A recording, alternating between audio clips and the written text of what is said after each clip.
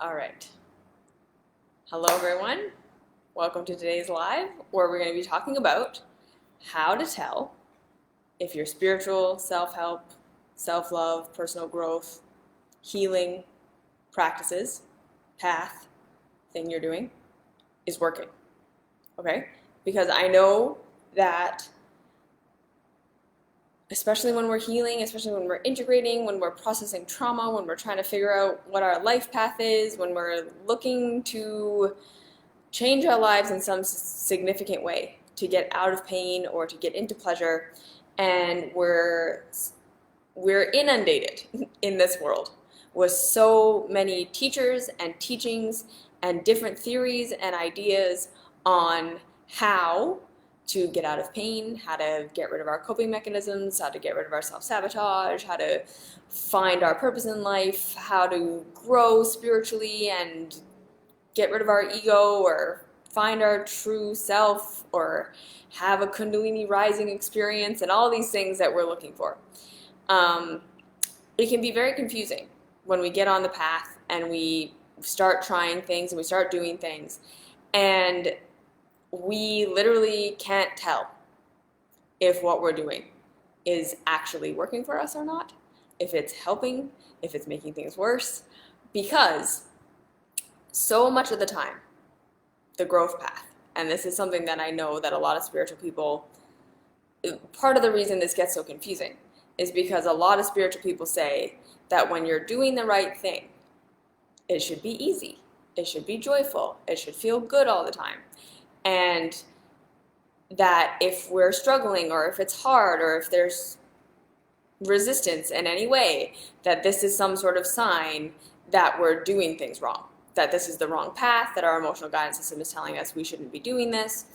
And there is a degree of truth to that, but it's often a little bit more complex, okay? And then it's also confusing because there's other times when we know that things are going to be challenging, like when we know that facing our traumas or learning to reconnect with parts of ourselves that are really in pain and have lots of shame and guilt and don't feel good, and we know that can be healing crises that happen. There can be times when we know we're doing the right thing and it's hard and it's challenging, right? And then on the other side of the coin, there are lots of teachers out there that tell you that the healing path is hard and that it requires all this discipline and all this hard work, and the only way to know that you're doing it is because you're suffering and you're struggling and it's a battle and you have to be fighting, and if you're not fighting and if it's not hard, it's probably not right. And rah, it should be hard. And if it's easy, then you're on the wrong path and you're lost and you're deluded. So we can kind of have whiplash about all of this stuff. And like I say, so some teachers are telling us the healing and growth and spirituality path is supposed to be making us feel amazing all the time. We're supposed to be having peak experiences all the time, Kundalini rising. We should be positive thinking our way into feeling great 24/7, and if we're not, we're low vibes and we're doing it wrong and we're hurting ourselves and we're hurting each other. And then the other side of the coin being growth is hard and growth is painful and you've got to face your emotions and you got to do your shadow work, and if you're running away and you're trying to feel good all the time, you're bypassing and you're scapegoating and you've got to fix all the stuff. And then we can also just be looking pragmatically and saying I can't tell if this is actually making my issues better or worse. I can't tell if this is helping me get rid of my self-sabotage. I can't tell if this is really my growth path and I'm just on it and it's just hard, the thing that I'm trying to grow into, versus this isn't right for me. This is my emotional guidance system saying this path hurts and is hard because it's wrong, right? So coming back to sort of the stuff that I teach, where I say that self-love and self-growth and personal growth is not always going to feel good. It's not always going to feel like bliss, and it's not always going to feel easy, and it's not always going to feel like answers, and it's not always going to feel clear, and it's not always going to feel exciting and stuff. There are going to be times when it's just really hard and it's really confusing and we're lost and we don't know. And so it can be a kind of, again, but then I also say that we need to listen to our emotions and we need to listen to our bodies. And if something hurts, there's something to learn there and all of that stuff. So it's like, how do we determine the difference between this is just growth pain, this is just the pain of the path and the path hurts sometimes, versus this is my guidance system telling me this pain is not right for me, this path is not right for me, I need to try something else. And I kind of want, rather than giving you like this checklist or something, right, of like, here are the 5 ways you can tell if your personal growth is working or if it's not the right thing.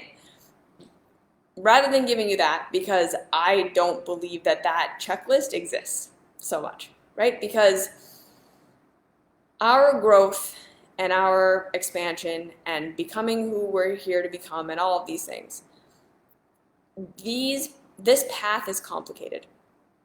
It is complex. There is so many multiple facets to growth and awakening and maturation, which is really what we're mostly talking about, is becoming people who are aware of our needs.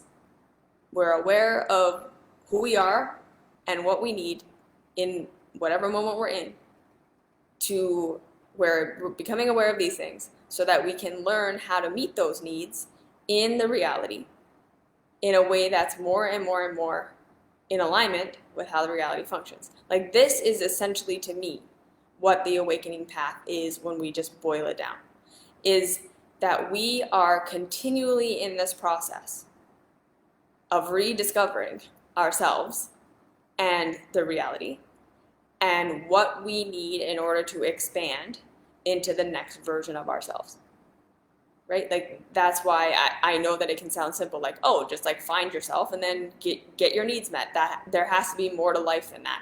And what I'm saying is, like, that, what that actually is, discovering yourself, figuring out what you need, and then figuring out how to get those needs met so that you can continue to express, it encompasses everything. It is like, that is a never-ending process of expansion and growth and evolution and discovery and adventure and new experiences and figuring out new things about other people, figuring out new things about how the reality works, figuring out new ways of being supportive of all of life. Like, that is not a simple thing. I know that it can sound, so again, right, we're not going to have a moment of discovering who we are and what we need, and then we figure out how to make that happen, and then we live our lives happily ever after for the rest of life. That's not how this works, okay? Because again, we are life, meaning we never get to somewhere, and then that's it. We've discovered ourselves, and now we just exist as that. Every single time we grow into something, that becomes the foundation for the next thing we're going to grow into. And in order to grow into that, we need to discover more about the reality, more about our relationship with the reality, more about how we are affecting the whole and how the whole is affecting us. The complexity of this personal growth, self-expansion path is incredible, and it encompasses how we affect the world. It encompasses us learning more and more and more about how the greater reality functions, what our role within that greater reality is, how we can be of service, how we are here to make the world a better place for where we can, how we're here to dismantle systems, how we're here to help do what we can do, because part of our growth is always going to contain, it's always going to involve the betterment of everyone. So this is what I'm saying, right? Like, it's just, the more you're coming into self-awareness and what you need, and then the more you're evolving who and what you are, the more complex you become, and the more you are able to take on the complexity of the society you live in, of the world that you live in, and your connection within it, and that continues to expand. So your needs and what you need to express continues to get more and more complex. And so that's what I'm saying, is that this path while it may sound simple to say we're here to figure out what we need so that we can express, that might sound really simple and kind of trite, but when you really get onto it, you'll see that like this is everything. It encompasses everything. Okay? So in my opinion, that is what your personal growth spirituality path should be helping you do. It should be helping you become more and more aware of who you are, what you need, more and more aware of how the reality works so that you can get those needs met and continue to grow and express and figure out new things about yourself, figure out new things about reality, figure out where you fit in that, where you can make things better, where you can help yourself, where you can help others. That is the path. So rather than giving you a checklist of like, are your practices helping you with this, that can be sort of a baseline of like, are my practices actually helping me become more aware of myself, why I am the way that I am, what I need, why I'm scapegoating, coping, self-sabotaging in the sense of there's nothing wrong with me. I'm not bad, I'm not broken, there's nothing missing. I'm doing everything that I'm doing from a positive intention place.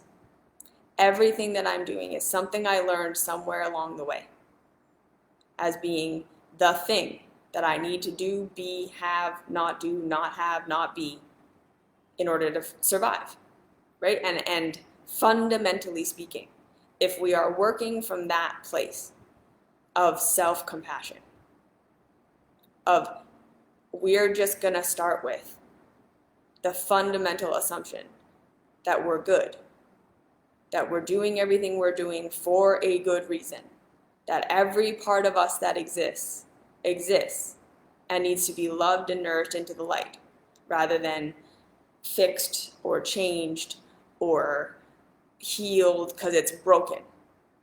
If we can start with that fundamental compassion and then start with the fundamental curiosity of, okay, so even though this thing that I'm doing might seem self-sabotaging, it might seem like a coping mechanism, it might seem like it's bad, it might seem like it's bad for other people and it's bad for my relationships and it's bad for my career and it's all of these things. How is it helping me? How is it serving me? Okay, so that's the first part. The second part, how to tell if our personal growth and awareness practices are working, is we should be continually expanding in complexity, okay? Our personal growth, self-love, self-help, spirituality stuff. This might be a little bit of an uncomfortable idea, but I want to present it because I truly believe in my experience that this is reality, and if you disagree, that's fine. This is me just giving my opinion. That when we're really doing the work of becoming aware, which is, again, like what this path is about. It's about developing deeper and deeper and deeper awareness. Because the more aware we are, the more power we have to make conscious choices to create what we want to create. Yes? And the more aware we are, the more we can be conscious in what we're creating. We can be more and more aware of what we're trying to create, and that actually being for our good and for the good of everyone. Right? So when we're on this path, we should be starting to see that our issues and the things that are bothering us and our pain and our coping mechanisms and our self-sabotage and our resistance to doing what's normal, our inability to figure out what we're here to do, all of these things, we are going to come to understanding that life is more complex than we thought it was. That the path forward is more complex than we thought it was. Yes? So again, I'm the anti-influencer. I'm not trying to sell you that there is one simple thing that you're going to realize or that you're going to do or that's going to change your whole life and give you the capacity to manifest everything you want to manifest and become who you want to become and heal all of your trauma and all this stuff. Because Reality is not simple. Reality is complex. All right? And I also really want to speak to this idea that the self-help, self-love, personal growth path, number one, is not about fixing ourselves. Okay? It's not about society has it right, I know exactly who and what I'm supposed to be doing, and all my self-sabotage and scapegoat and all my struggles or whatever is just something wrong with me. And I'm going to keep doing this path and I'm going to keep doing this work. And eventually I'm going to fix myself and then I'm going to be able to achieve all the things. Okay? And the second thing is the self-love path is not about getting to a place where we're okay with everything, where we're okay in our pain, or we make our pain go away because we've loved ourselves enough and we've loved ourselves safe that the world doesn't hurt us anymore, or what we're living right now feels better now. Okay? We have to understand that reality is complex. And yes, there are going to be some things that you discover were mindset issues, right? Just like beliefs you had about yourself and about the world, that when you change your mindset, you are going to feel better and you're going to feel different inside the circumstances that you're in. That's absolutely a part of it, right? When we come to understand that we don't have to be something we thought we had to be. And so then we no longer feel guilt about our day-to-day life in the way that we did before.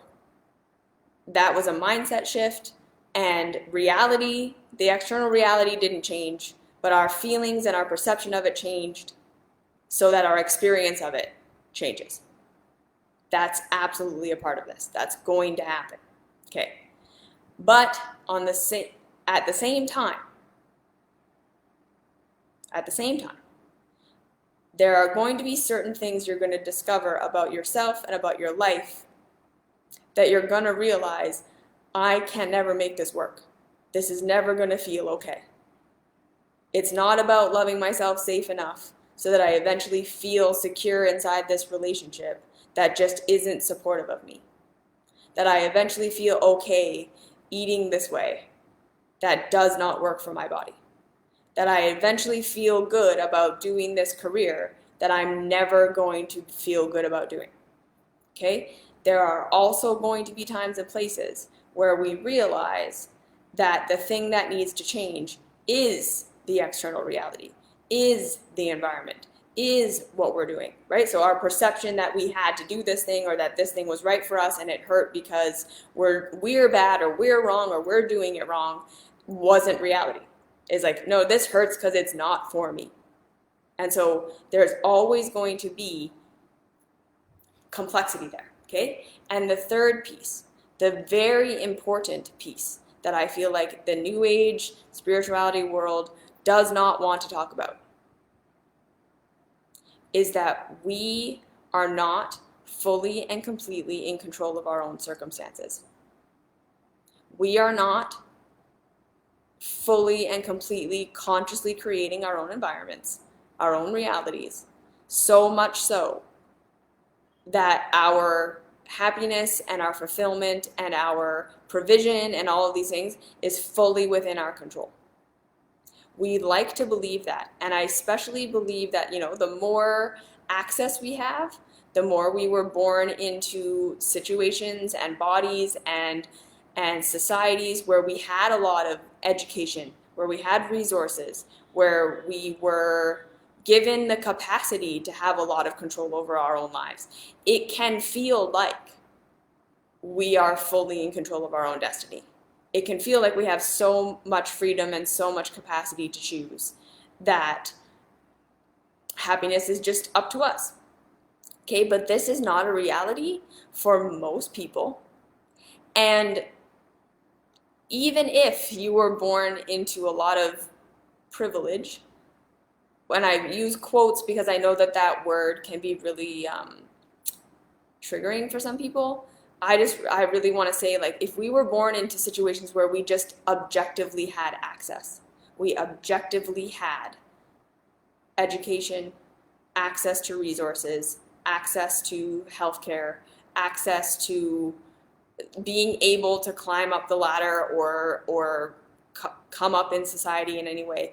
When we were born into situations of access, it can feel like anyone who isn't as successful as us or isn't as healthy as us or whatever, just isn't trying.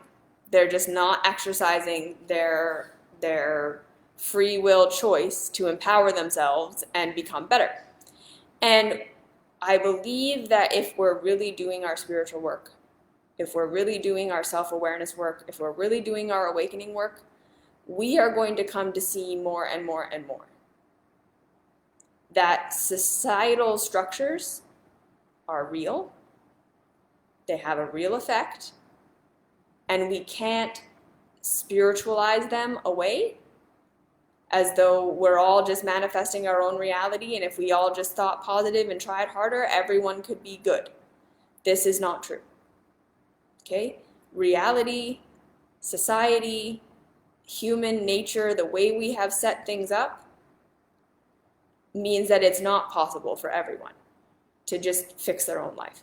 And even if you have access, even if you were born into privilege relative to other people, the systems that we have of what success is, like how the world and how the world's success systems are set up, fundamentally don't align with how human beings function.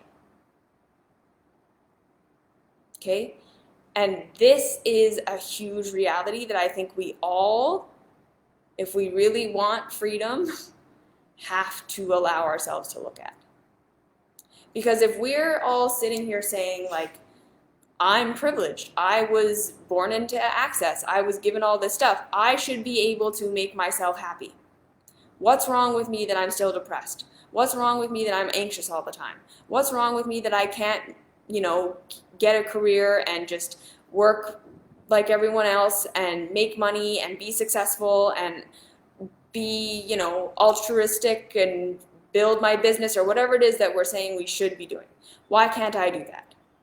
And the reality is, if we take a step back and if we are really doing our practices, like first we're gonna realize, like, whoa, okay, the systems I was born into, even the ones where I have access that seem to privilege me, are pretty barbaric systems, right? Like our systems of competition, our systems of exploitation, our systems of everything is for profit. Everything is someone trying to gain more power over someone else. Everyone is vying for attention and accolade and notoriety, and we're competing with each other, and we're now in this world where we believe that access and things and success define us. They can give us purpose, they can give us meaning, they can give us our identity. Like, who are we outside of our work? Who are we outside of our relationships? We are living this consensus reality where we're so disconnected from, like, anything that has true value a lot of the time. Like, and what I mean by true value is that, like, things that actually enrich our experience, right? Like, foods that actually nourish our body is something that has value. Because, again, if we really look at what is of value, human life is of value. Life is of value. The life that is here existing on this planet trying to evolve, that is what has value. So anything that actually supports that is something that has value. Yes? A thing that is truly valuable is something that supports life evolving. And if we were to start to define the things we actually prioritize and value in our society on that, and started to say, okay, and then the things that go against supporting life, have anti-value. Maybe we should let those things go. How many of our things in our society would we continue on with? Right? Like, we would have to take a real hard look at all the things we're participating in and all the things we're doing and all of the things, like, as a society that we value right now, and we would go, yeah, no, this isn't a value. Competition isn't valuable when it comes at the expense. Profit for the sake of profit. Profit over humanity. Profit over the earth. Profit over animals. Well, that doesn't support life. If we really look at it, it makes a few people very, very, very wealthy. But it doesn't support the expansion of life. When we look at these extreme situations of poverty in wealthy nations, and we think, why is that happening, right? Like the crime and the drug addiction and all of this stuff. If our practices aren't helping us to recognize, it's like, okay, well, that's not just people making bad choices. We have a system that is inherently against life. We have ways of being that are normal, that are right and how it's supposed to be, that fight against people with different sexual identities than heteronormative not being safe in this world. People of certain races and colors of skin not being safe in this world, not given equal opportunity, equitable opportunity to create a life for themselves that would work, where people need to be exploited, right? In order for billionaires to be billionaires, they have to rely upon slave labor. We need to have batteries in the system in order for the system to keep going.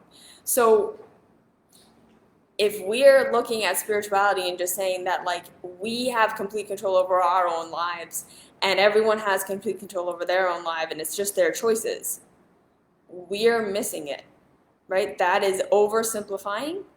And I understand that we want to do that because we all want to feel like we're in control of ourselves. We all want to feel like we're in control of our lives.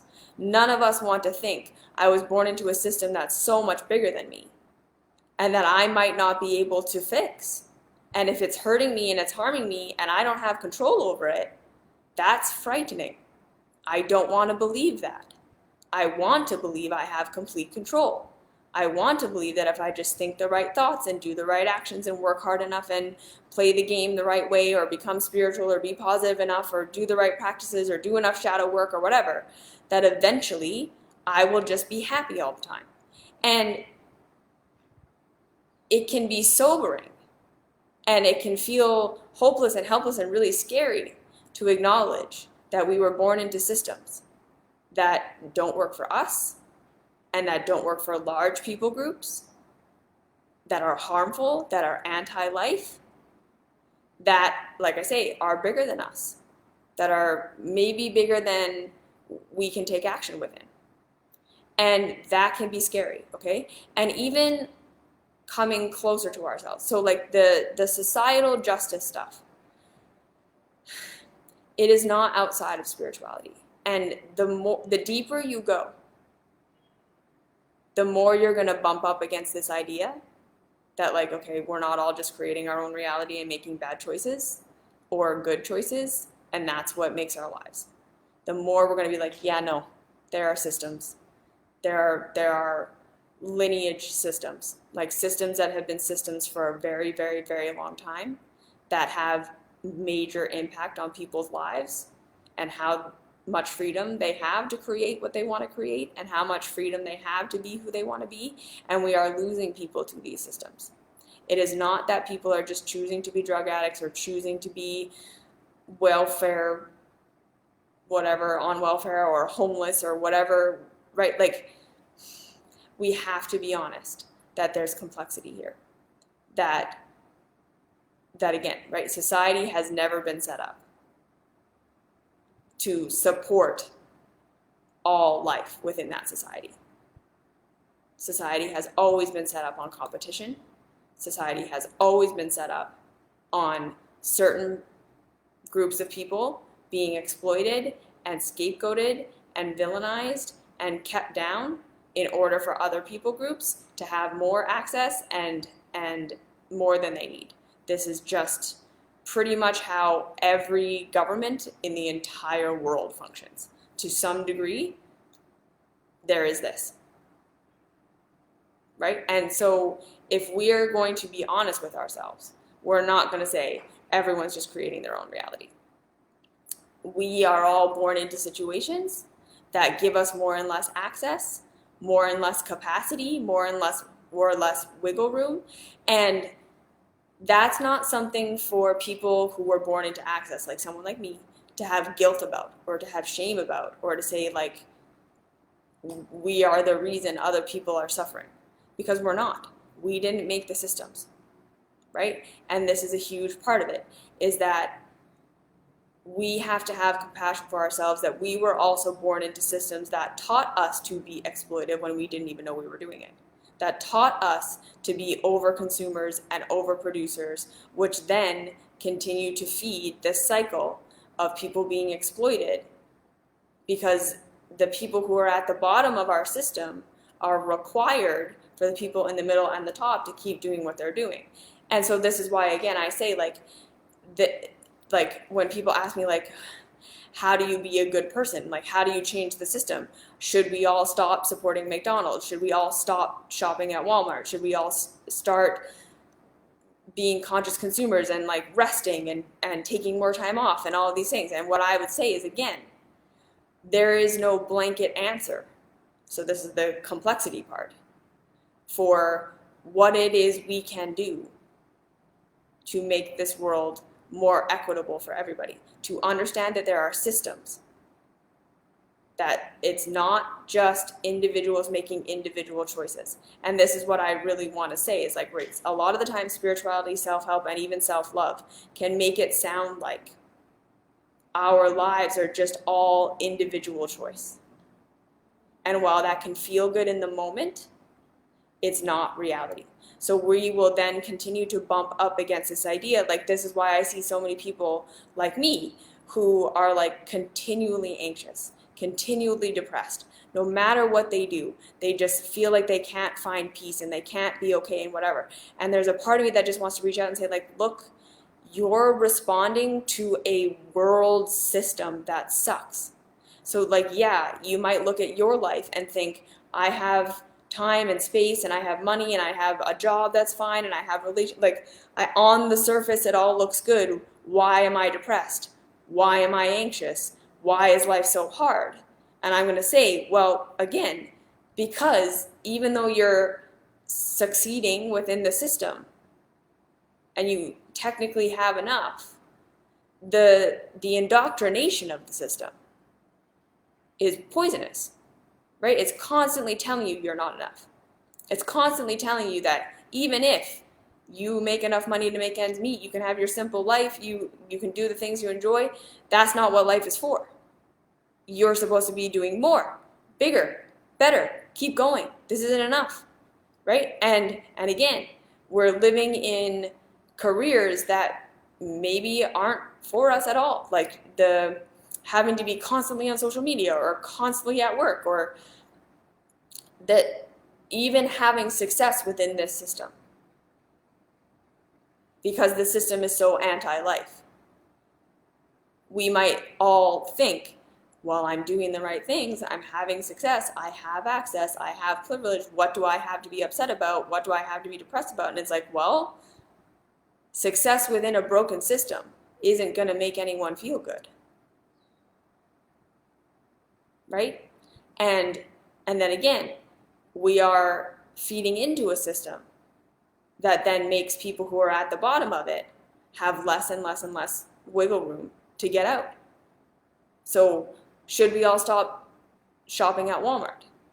Okay, right? The single mom who was born into a super low income neighborhood, who didn't get to go to school or didn't get a very good education, who only has access to part-time work and has to work 3 jobs just to pay the mortgage. Should she stop shopping at Walmart because it's inhumane? No, right? It's not her responsibility to do that. She needs to do what she needs to do to keep herself going. And it's not her fault that she works from 4 a.m. to 9 p.m. every day and then goes home and makes the food for her kids and still doesn't have time, like, right? That she sleeps 4 hours a day and barely has enough money to survive. That's not her fault. That's a system. Like, it doesn't matter how much she works in some cases. She's not going to get out of that.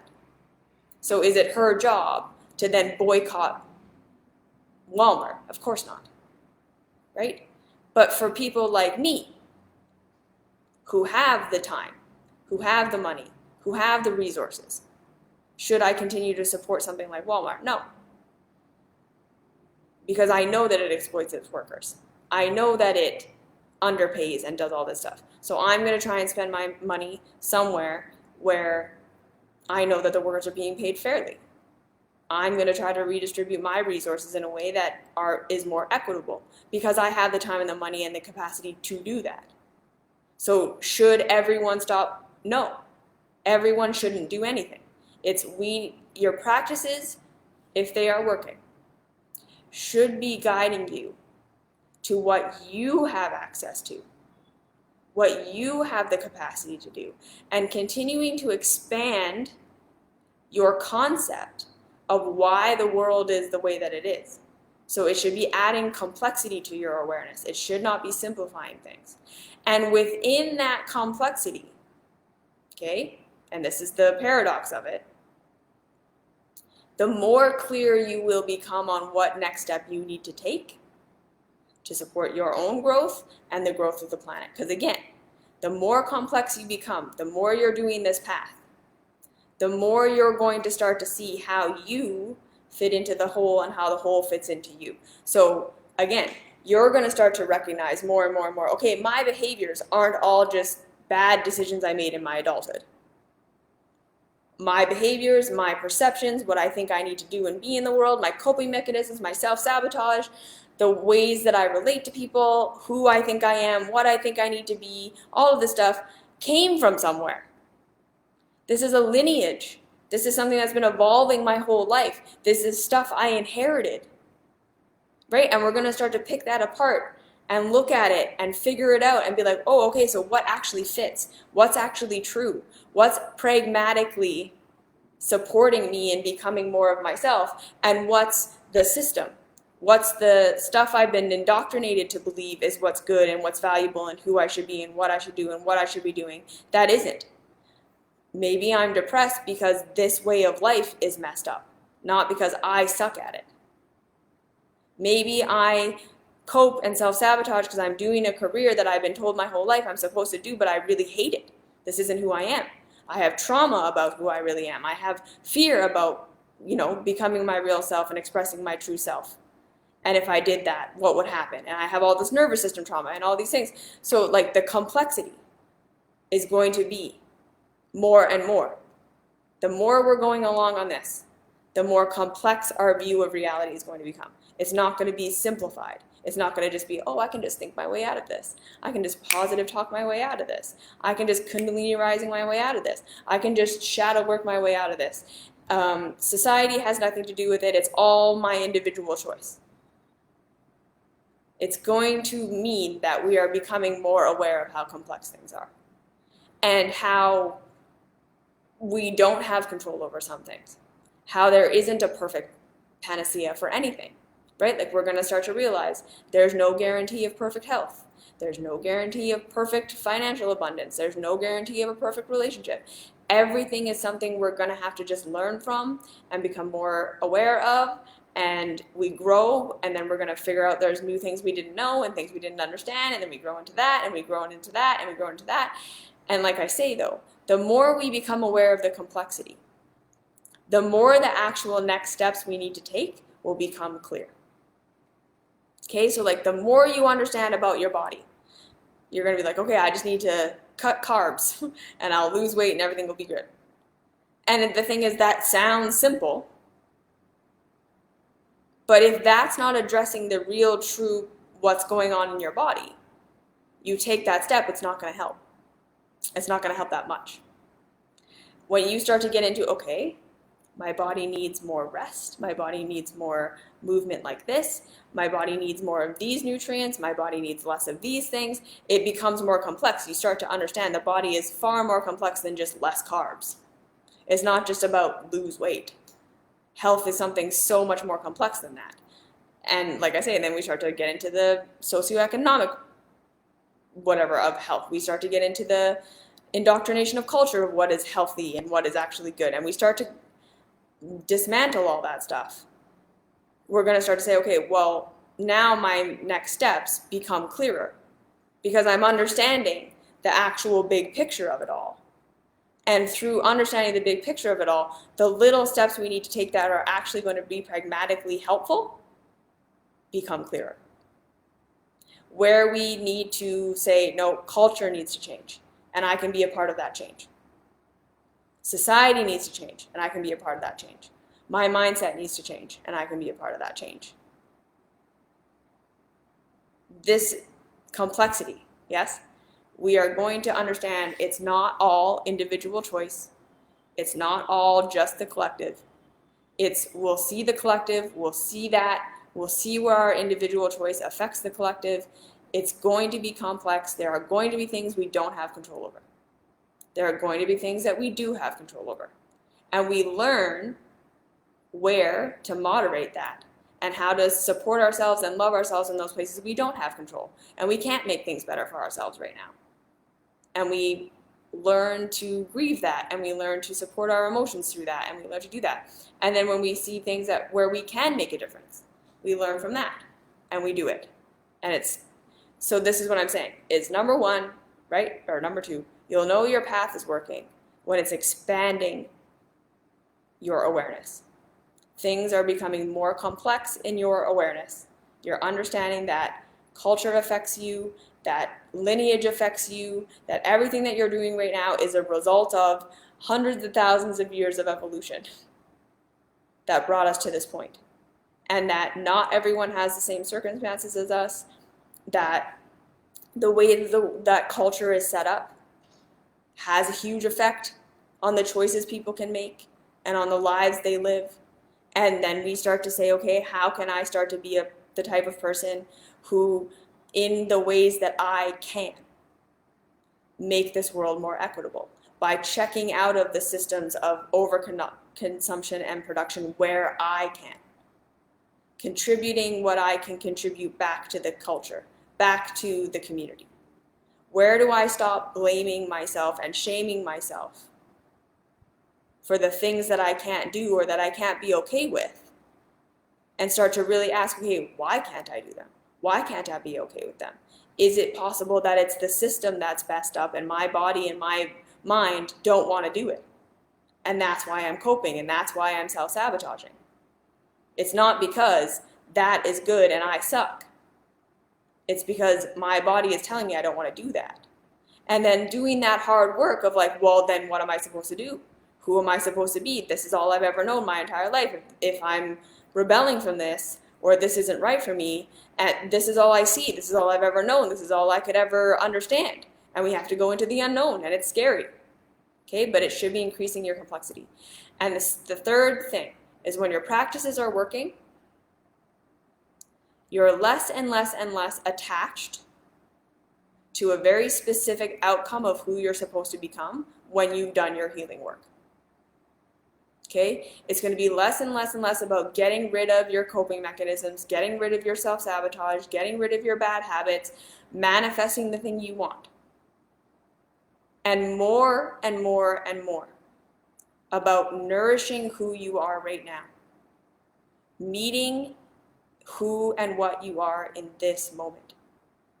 Coming to terms with the traumas that you face, with the society that you were born into that does not support life, that you have been blaming yourself for. Your coping mechanisms, your scapegoating, your sabotaging, and not being able to do it. And discovering that it was never that you were broken. It's that the system doesn't support life, and it doesn't support you. It's going to be more about understanding that, again, really no one is to blame for what we have right now. And like I say, letting go of this idea that we know who we're supposed to become. And that if we just do our practices enough, we will be a person who doesn't binge anymore. We will be a person who is successful in this career. We will have this kind of relationship. And we kind of have to let some of those things go. We have to start to say, okay, I don't know who I'm going to be on the other side. I don't know what life is going to look like. Because the ultimate truth is the fact that I am where I am means that there are a lot of things that I just don't understand about myself. There are a lot of assumptions I'm making about who I'm supposed to be and what I'm supposed to be doing, and I keep pursuing that. And the reason I'm not getting there is not because I suck. It's because there's a lot to learn. So again, it's not to say that you're never going to become the person who doesn't have the coping mechanism anymore, or that you're not going to get into that career, or that you're totally wrong about what you think you're supposed to become. It's not to say that. But it's just to say that if we're constantly pursuing this idealized version of ourselves and thinking we know how we're going to get there and it's not working, like we're not getting there, that's when we need to say, okay, I'm pushing too hard for an outcome that I don't even know is the outcome for me. And we need to start to understand that focusing on the outcome isn't how we get to the outcome.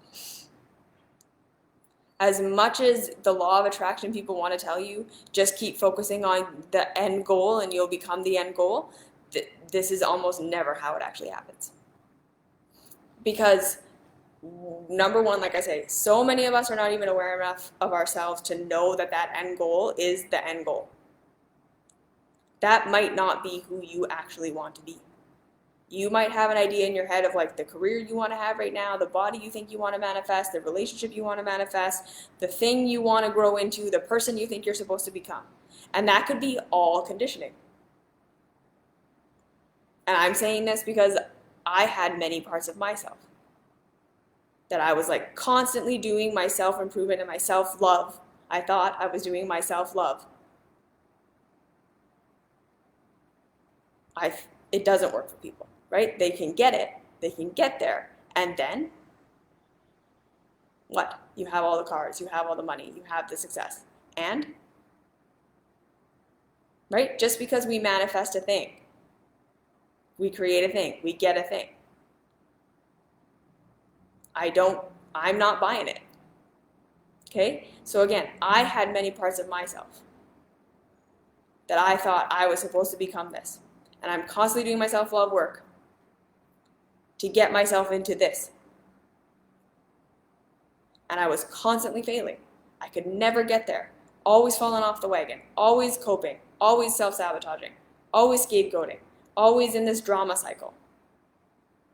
And I had to finally say, maybe this calm, docile, ultra, always loving, in service to everyone who ever comes and asks me of anything, person I'm trying to become, isn't who I actually am.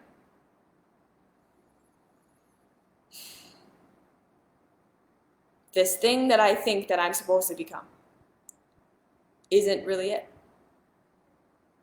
And then I had to step back and be like, maybe I'm going to have to learn who I actually am first before I have this idea of who I'm supposed to become. And where did all these ideas about who I'm supposed to become even come from? And if I had that, if I got there, would that actually make me happy? Or would that make me feel good because I know I'd be accepted? Right? We start to really question, are we chasing a thing because it's true to us and it's what we want, even if no one else cared, even if no one else saw, even if everyone rejected us, we'd still do it anyways? Or are we going after what we're going after because it's like, well, then I'll be successful, I'll be liked, I'll be seen, I'll be approved of. I'll be good enough then. This is why I say we start self-love.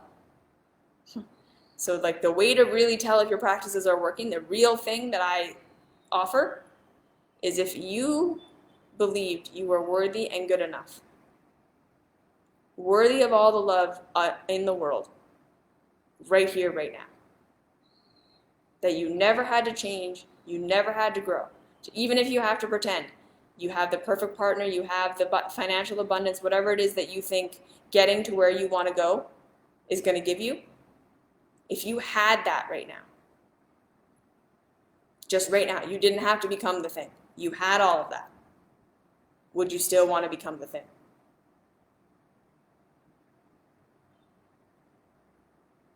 Is that a thing you still want to do? Is that a life you still want to live? If you were already fundamentally accepted and loved, and you knew you were worthy, and you knew you could be provided for, would you still pursue becoming the person you're trying to become? Would you still do the thing you're trying to do?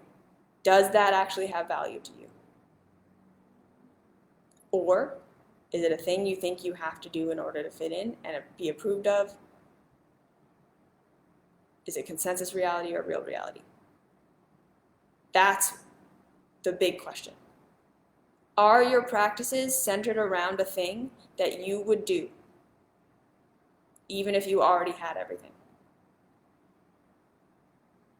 Are your practices around helping you grow into something that you just in your core want to grow into? Or is it if you didn't have to, you wouldn't? Okay, and again, I understand that we don't all have the capacity to just do whatever we want in our lives. A lot of us have to do things on a day-to-day basis to survive that we don't want to do. In order to survive in the system, we have to make sacrifices. And I don't want to pretend that that's not a reality. Okay, for a very long time, that was my life too. I worked jobs I didn't want to work. They didn't feel good. My body didn't like it.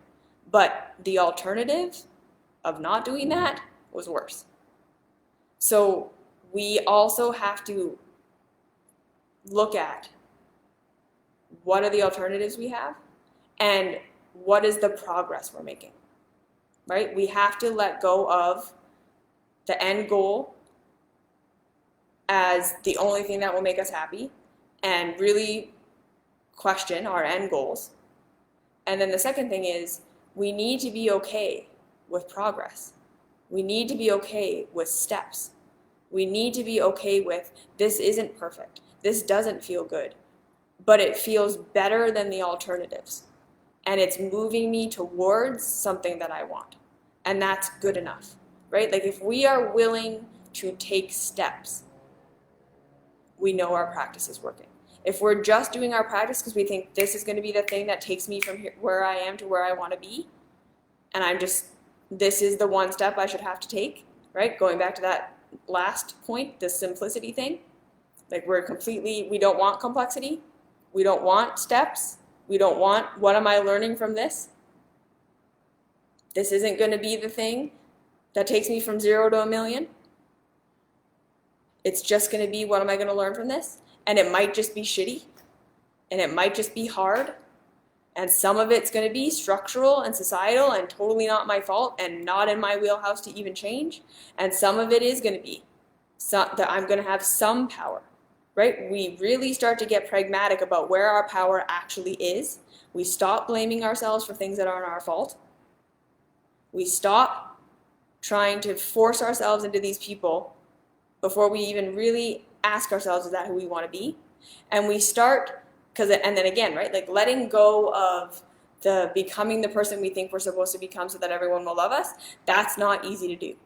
That's why I have a mystery school that's 285 lessons. Because deprogramming that stuff, becoming your own safe place, learning how to feel that love and that good enough so that you can even tell, is this the thing I really want or is this consensus reality? That takes a lot of practice. That takes a lot of time. It is not simple. You can get how to do that with all of my videos, right? Like there's just this continually coming back to ourselves and making ourselves safe with ourselves, just not doing that blame, shame, guilt thing, and noticing where the shame and the blame and the guilt come from. And like I say, allowing ourselves to step out of I'm just making terrible decisions, I'm just doing bad stuff, I'm fucking this up, to no, there's a system. There's a societal system, there's family systems, there's lineage, there's a whole bunch of stuff about my life I didn't choose about my life that I inherited, that was programmed into me in my childhood before I even had the capacity to know I was being programmed. There's so many perceptions that I have about myself and about the world that I didn't choose to have, that are just the water I've been swimming in, that are totally incorrect, but I don't even know they're a perception. It's just truth to me because it's been that way my whole life. So your practices should be, again, helping you see the complexity of how you got to where you are, why you are where you are, how you are how you are, the systems and the family lineage and all these things, and then the little steps that you can take from where you are right now to nourish this person that you are right now. Letting go of all of the things that you're hoping to become because you think that you'll be happy when you get all that stuff. I get it. We've been told our whole lives we'll be happy when we get all that stuff. We've been literally sold that idea since Freud. That success and having stuff will make you happy, it will give you identity, it will make you fit in. They sold us that. That is what culture has been sold on for literally 100 years. It's conditioning. What is of true value? What do you actually need to be fulfilled? How can you start to change the systems of overconsumption and production? Where can you start to nourish your relationships, become less codependent, more aware of your own needs, more consent-based? Where can you become more aware of systems, complexity? And like I say, really focusing on nourishing the person you are right now. Nourishing the person you are right now. Not who you're going to become, not when you're good enough, not when you're healed, not when you think that you're become the person you're supposed to become. Who are you right now? What do you need right now? Just little micro needs. Checking in with yourself more and more. This is when I think your practices are really starting to work. They're expanding your complexity. They're making things more complex in your awareness so that you understand that you can't just apply simple solutions to complex issues. It's not just about thinking your way different, right? You have these thought patterns for a reason. Where did they come from? How can you start to reprogram and repattern? The society you were born into is a specific way that taught you specific things, that works a specific way. How can you start to check out of the things that don't work for you instead of blaming yourself for being anxious and depressed?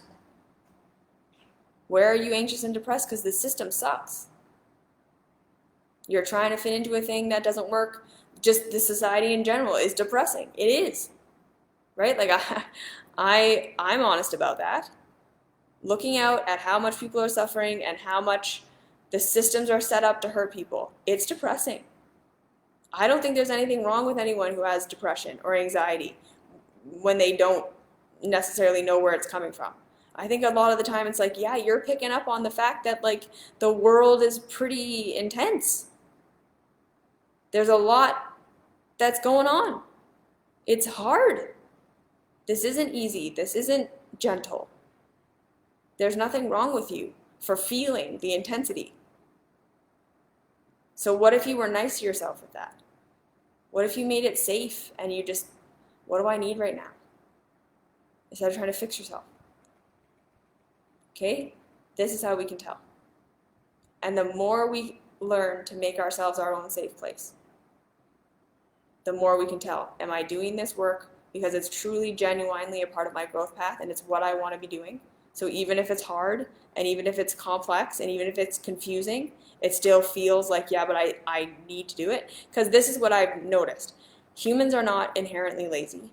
Humans are not inherently unmotivated. Humans are not inherently needing the external world to tell us who we're supposed to be and external validation, otherwise we don't want to do anything. This isn't true.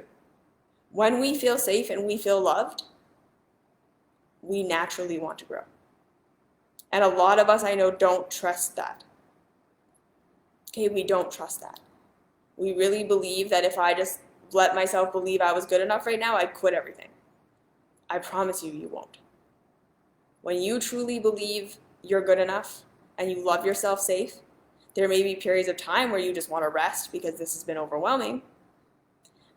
Then you're going to come back to like, there are just genuine things I want to grow into. There are genuine challenges I want to face. There are genuine things I want to do to become stronger. It is there because you are life and you want to grow. So learning to make yourself a safe place is not going to make it so that you're unmotivated. You might be unmotivated in the way the system wants you to be motivated. You might have completely different motivations to the system, but you're still going to be motivated. Okay, so what about when anxiety keeps hurting you, your mind feels fine, but your body obviously not, and wakes you up at night? Your anxiety is not hurting you. Your anxiety is a message about what's hurting you. The anxiety is a result, it is not a cause. So it could be that there are hormonal imbalances that are happening. It could be that, right, like overstimulation, the body doesn't know how to release. There are a million things that anxiety can be. But can we just start with, what if anxiety isn't bad? What if anxiety isn't hurting you? It's not the anxiety that's the problem. The anxiety is just trying to get your attention. So how can we start to just make a little bit of room to be with the anxiety and say, okay, I'm listening. Just for 90 seconds. Just sit with the anxiety, not try to get rid of it, not try to push it away, not try to fix it, not even necessarily try to figure out what it's trying to say, but just sit there and just like feel what it feels like. Let it run through your body a couple of times without doing anything about it, and see that you don't die, that the anxiety doesn't kill you, right? Most of the time we have to kind of get over the fear of the anxiety at the first step. So we just practice being with it and just watching and watching and watching that it doesn't kill us. And then we slowly start to make room for it to speak to us as a messenger, not something that's bad, right? Like if we had our hand on a burner and then our hand is in pain, we wouldn't say my hand's in pain, the pain in my hand is hurting me, right? We would never say that. We would say, oh, thank God that my hand hurt because it was alerting me to the fact that my hand was on a burner. The pain of the fire on my hand was a result of my flesh being destroyed by the fire. And so moving my hand off was the answer. If that pain hadn't been there, I wouldn't have been alerted to the fact that my hand is being destroyed, and then my hand would have gotten singed off. So the pain is actually a good thing. Does this make sense? Are you tracking what I'm saying? The anxiety is not the bad thing. We want to say, what's the message of the anxiety? And sometimes the anxiety isn't telling us that something we're doing is wrong, or that we have to change, right? Like we might have mindsets about ourselves that we don't even know aren't in reality, that need to be questioned. And the anxiety is that, like, keep thinking I need to be this person when I'm not ever going to be this person. This isn't who I am. You keep telling yourself a story, right? Like you said, my mind is fine. So logically you feel fine about all of your things. But your body is telling you that something is out of alignment. So, right, the mind can be indoctrinated, the body can't. The body is just binary. Goes with my growth, this goes against my growth. And so, like I say, it might even be you're on the right path and you're doing the right thing and your nervous system is programmed the other way. And so you going on your true path is flaring your conditioning. And so there's anxiety. So we want to make a lot of room for this anxiety. We want to make a lot of space for ourselves and love ourselves because we want to discover what the anxiety is trying to tell us. And that can take a long time. We want to be patient with that process. Really patient. Just keep showing up for the anxiety. Journal about it. Talk about it. When it comes up, talk to it. See if you can have a conversation with it. Yes, your nervous system is activated, right? So then we start to say, okay, what's coming up? What is this anxiety trying to tell me? But we don't push it, we don't force it. We understand that we have finite nervous systems. We can only do so much processing at a time. Just gentle, gentle, gentle steps of showing up. The anxiety isn't bad. It's not there to hurt you. It's not there to hurt you, right? It's trying to help you. Either it's childhood trauma trying to keep you safe in doing what you've always done, and we need to question that and slowly show ourselves that we can do the new thing and not die, which is sometimes that's how long it takes to work through that anxiety. We have to keep showing ourselves, nope, this new way is different, this new way is safe, this new way is safe, and then we get anxious, and then the new way, and then we get anxious, and then the new way, and eventually our nervous system learns that it's okay. Or the anxiety is saying, you are really trying to do something that's not right for you. You're trying to do something that's not right for you. So I think I want to correct myself. The body can be indoctrinated, but it's still trying to do what's best for your survival. It's just, it can sometimes be taught that what's best for your survival, like in our childhoods, isn't actually what is best for our survival in our adulthoods. So sometimes we have to reprogram. But if there's anxiety, it's just trying to get you to notice something that it thinks is hurting you. Right? It's trying to alert you to a thing it thinks is hurting you or that is hurting you. It's not what's hurting you. Okay. So I hope that helps. It's going to expand your complexity. Self-help and self-love is not a panacea for making anything that's happening in your life feel good. We're going to have to change a lot of things a lot of the time. Society, complexity, these things exist. We don't have complete control over our own circumstances. Everyone doesn't have complete control over their own circumstances. When we are truly on our growth path, we're going to be doing what we can do to help make the world a more equitable place for everyone. What we can do. And we're not going to judge and project that everyone should be doing what we should do, or that we should be doing what other people are doing. We're going to learn for ourselves what's appropriate for us for where we are. Because our growth is a part of the growth of everyone else. Everyone else having a more equitable world to live in makes growth more possible for us. Okay? The more we work on where we can support people who have been historically exploited, that's important for our growth. Everybody wins in that environment. The more people have an equitable chance at life, the more success everybody has. That's reality. So that's your path. Okay? And then, like I say, the more you're going to be nourishing who and what you are right now. Less about trying to become something you think you're supposed to become. And more just really grounding into what do I need right now? What are my needs right now? How do I grow right now? How do I sit with my anxiety right now? How do I sit with this depression right now? And get the message and learn, right? We're all at different places of what we need to be doing right now. Some of us need to take action. Some of us need more stopping the action so we can learn the observer. Some of us need to just learn to be our own safe place. Some of us need to start acting on that. Some of us need to just be in the like, where is this conditioning and where is this not? And we're all at different places. So it's about where am I right now? What are the tools that support me in my growth right now? In the sense of what supports where I actually am right now versus how do I get to where I'm supposed to be or how do I get rid of this pain right now? Okay? So I hope that was helpful. Sending you all my love. You are worth it. You are worthy. You are good enough. And the earth is complex. So rather than being intimidated, just understand. You can understand more and more and more. Just be where you are. Be right here. Nourish this being that you are right now. Keep supporting yourself right now. Keep allowing that expansion, which is going to be overwhelming at times and scary at times. We want it to be simple. But actually, the more we allow for the complexity, the more the steps make sense. Okay? When we're trying to oversimplify, that's when us taking our next steps is the most confusing because we don't actually understand. The more we understand the complexity, the clearer the steps forward are going to be. So let ourselves relax into that. And then love who you are right now. Love who you are right now. There's nothing about you to fix. Everything is just growth, and growth happens when you feel safe. Okay? So always just return.